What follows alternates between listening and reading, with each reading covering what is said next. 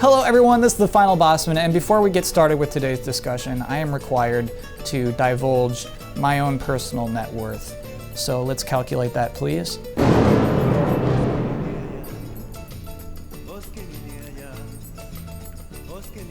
Okay. Welcome to the show. I am Kyle Bosman, and this week the big news is that Activision / Blizzard has purchased King, makers of Candy Crush, for $5.9 billion. Now, when I first read this headline, that seemed like a lot of money. Then I scrolled down that first page of the gaff thread, found this little treasure on the bottom. Someone named Baka Games points out, Disney bought Star Wars for $4 billion, guys. Yeah, let that sink in. That's Star Wars. For cheaper? And honestly, it's not a fair comparison because Lucas sold Star Wars to Disney with good faith, right? If Activision came to Lucas and said, we have $6 billion, they're not getting Star Wars, right? It's not the same thing, not the same kind of deal. However, that does get us in, it gives us perspective on just how much money $5.9 billion is. It's so much money, and for what? Do you want to see them? Let's look at these games. Activision, you just bought this for $5.9 billion. Look at this gross, ugly monster. Hey, buddy, you're a $5.9 billion franchise. Look at you. And that's what these are. These are ugly, stupid games. Activision just bought a stupid company that makes stupid games for stupid people. And I know what you're saying. Hey, my girlfriend plays Candy Crush, or my boyfriend, or my mom. I play Candy. Like, am I stupid, Kyle? You calling me stupid? I'm already typing the comment. No, I'm not calling you stupid, but you are stupid when you're playing these stupid games. And that's okay. I play plenty of stupid games, but it's very important to acknowledge that these are stupid games. Every single one of the games that King makes can be described as matching up shapes. Sometimes you're rescuing ugly animals. Sometimes you're just feeding some soap to some rubber hippos. But the thing is, there's no King fans. There's no fans of this company. Sure, there's probably are fans. There's fans of everything. But nobody's buying these t-shirts. You can't make money selling t-shirts with this thing on it. You're not putting this on a backpack. No kid is wearing that to school. This was not that kind of sale. Activision doesn't care what these ugly monsters look like.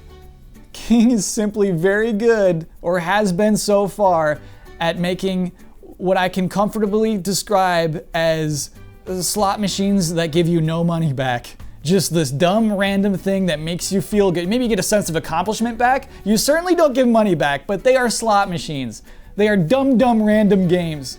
I've heard people brag about what level they're on in Candy Crush, and it's like, so what? That game is random, you stupid. Did you spend money on it? Probably. Buy little power-ups? Because the way you spend money on these games is very interesting, actually. You buy like power-ups. The first power-ups you get are free. It's like, hey, here's how you use these. You're going to need to use this to pass through this level. And so you understand how powerful those power-ups are. You don't get those for free ever again. Next time you gotta pay up. Or sometimes you can get gold for free, I guess. And that's what a lot of people say is, look, I never spent any money on Candy Crush. I don't have a problem with it. That's cool. The thing is, you're still getting used. They still love you because you are getting in this little sphere. You're making the game feel more important to the people who are spending money. You're filling in the high score sheets. You're on Facebook or Twitter or whatever. You're giving them lives, even through King's own services. It's all genius. It's all so smart at like giving you this sense of progress. There's levels. There's world maps. You travel through world maps in these games. This mechanic that was implemented in 1988 with Super Mario Bros. 3 to show us that we're progressing, that we're making a progression. This is being used now to make people spend more money. Ooh, I can't wait to spend more money to play the next puzzle. They're not puzzles, they're random dumb things. They're not puzzles. Don't call those puzzles. Whew, okay, so clearly I'm getting worked up. Clearly I'm being judgmental about video games. And I'm like, oh, these aren't games. Sure, they are games. It looks like a game, it smells like a game. Activision, a game company, bought a game studio that makes games. But I think here's the problem that a lot of people see with $5.9 billion. This doesn't work. History has shown this does not work.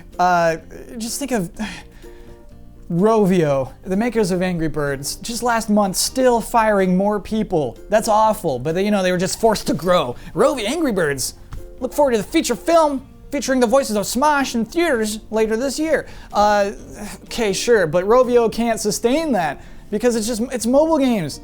Zynga bought Draw Something for $180 million. Now I'm not sure you could buy Zynga for $180 million. I'm not. Don Metric used to work there, so. #1 Facebook gaming company. This kind of stuff is seemingly a flash in the pan always. It's hard to see us caring about what Candy Crush is even 3 years from now. The thing is, I think Activision is aware of that. I think they know Candy Crush doesn't have the legs that World of Warcraft or Call of Duty has. What Activision does when it buys a company like this for $5.9 billion is not stupid. Basically, if you're a public company, you have to have room to grow. You have to show that you can grow in a space. Right now, Activision is doing very well, but how much further can it grow? How much more could it do? It needs to show investors. Investors, by the way, they don't care about you long term. They care about little short-term gains. They're just looking to sell their stocks once they get high enough. Anyway, a thing you have to do is show investors that you can grow, and this does that. And there are not a lot of successful mobile companies, again, because it's so hard to stay successful. You're successful for a moment, then you're done. Nobody cares about you. There aren't King fans. Again, nobody cares about Candy Crush or loves Candy Crush. You know what I mean? Nobody's like, I got a Candy Crush tattoo. And obviously there are Candy Crush tattoos. What do I mean to say is that every week he just gets worked up. Basically, I feel like $5.9 billion is the cost of appeasing investors. And I think that was worth it to Activision. Today, their stock apparently rose to an all-time high.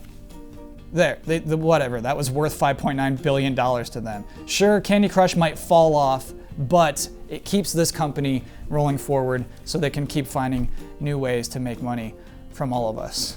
So that's kind of what I wanted to say this week. I think that this was not a dumb deal. I think that, yes, Activision bought a stupid company that makes stupid games for stupid people, but I think it was a smart move.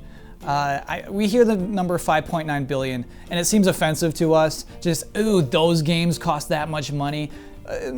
It's worth remembering that when Activision merged with Blizzard, that was an $18 billion deal. You know, so like just more perspective. Star Wars $4 billion, sure. Activision Blizzard was an $18 billion. Like getting Blizzard involved, that was so expensive and worth it. So yeah, I see this $5.9 billion as just the cost of doing business, the cost of keeping Activision running, and that's not necessarily a bad thing. Activision still does good things. They let Platinum make a 1980s Transformers game. Like, they're still good within Activision. So I'm not offended by this deal. I think it might be a smart move. I think, sure, Candy Crush can fall off the planet in 3 years, but Activision will remain. And that's okay. I'm okay with that. Everyone, that is the episode for this week. If you're on Twitter, you can find me at Kyle Bosman. I'll be back here next Wednesday. Hope to see you then. Thanks for watching.